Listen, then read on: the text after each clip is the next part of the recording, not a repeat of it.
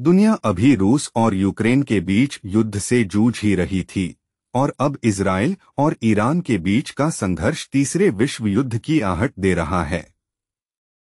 1 अक्टूबर की रात ईरान ने इजराइल पर भीषण मिसाइल अटैक किया। 180 से भी ज्यादा मिसाइलें इजराइल की धरती पर दागी गईं। ईरान के इस्लामी रिवॉल्यूशनरी गार्ड कॉर्प्स यानी IRGC ने इस हमले की जिम्मेदारी लेते हुए कहा कि यह बदला है हमास के पूर्व चीफ इस्माइल हानिया, हिजबुल्लाह के हेड हसन नसरुल्लाह और IRGC के कमांडर अब्बास निलफिरोशन की मौत का। लेकिन क्या आपको पता है कि ये दोनों देश, जो आज एक दूसरे के जानी दुश्मन हैं, कभी दोस्त हुआ करते थे। 1948 इजराइल का जन्म। अमेरिका ने तुरंत इजराइल को मान्यता दी और उसके बाद ईरान बना दूसरा मुस्लिम देश जिसने इजराइल को एक स्वतंत्र राष्ट्र के रूप में मान्यता दी। जी हां, तुर्की के बाद ईरान ने इजराइल को स्वीकारा था। उस दौर में दोनों के बीच रिश्ते इतने मधुर थे कि जब सद्दाम हुसैन ने ईरान पर हमला किया तो इजराइल ने ईरान को हथियारों की सप्लाई की थी।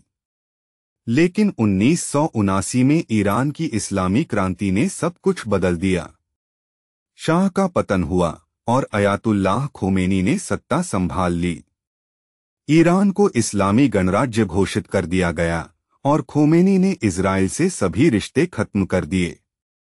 यहां तक कि ईरान के इजरायली दूतावास को फिलिस्तीन लिबरेशन ऑर्गेनाइजेशन PLO को सौंप दिया गया। यहीं से शुरू हुई दोनों देशों के बीच दुश्मनी। फिर 2012 में ईरान के प्रमुख परमाणु वैज्ञानिक मोहसिन फखरीजादेह की हत्या हो गई।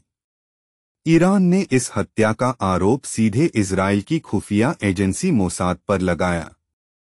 लेकिन असली आग तब लगी जब यह खबर सामने आई कि ईरान परमाणु हथियार विकसित करने की कोशिश कर रहा है। इजराइल ने कसम खाई कि वह किसी भी हालत में ईरान को परमाणु संपन्न देश नहीं बनने देगा। लेकिन क्या यह सिर्फ परमाणु हथियारों की होड़ है? बिल्कुल नहीं, ये लड़ाई मध्य पूर्व में वर्चस्व की है। जहां एक ओर सऊदी अरब अपनी ताकत बढ़ा रहा था, वहीं ईरान ने खुद को इस क्षेत्र का नेता साबित करने के लिए इजराइल के साथ अपनी दुश्मनी और बढ़ाई। ईरान ने हमास, हिजबुल्लाह और हूती विद्रोहियों को समर्थन देना शुरू किया ताकि वह खुद को मुस्लिम जगत का सबसे बड़ा हितैषी साबित कर सके। और यही से इजराइल और ईरान की दुश्मनी एक ऐसी खाई बन गई जो शायद कभी नहीं भरी जा सकेगी। आज जो युद्ध हम देख रहे हैं वह सिर्फ मिसाइलों का खेल नहीं है, यह उन कड़वाहटों का परिणाम है जो दशकों से पल रही हैं। और अगर जल्द ही शांति का कोई रास्ता नहीं निकला तो यह संघर्ष पूरी दुनिया को एक नई तबाही की ओर ले जा सकता है।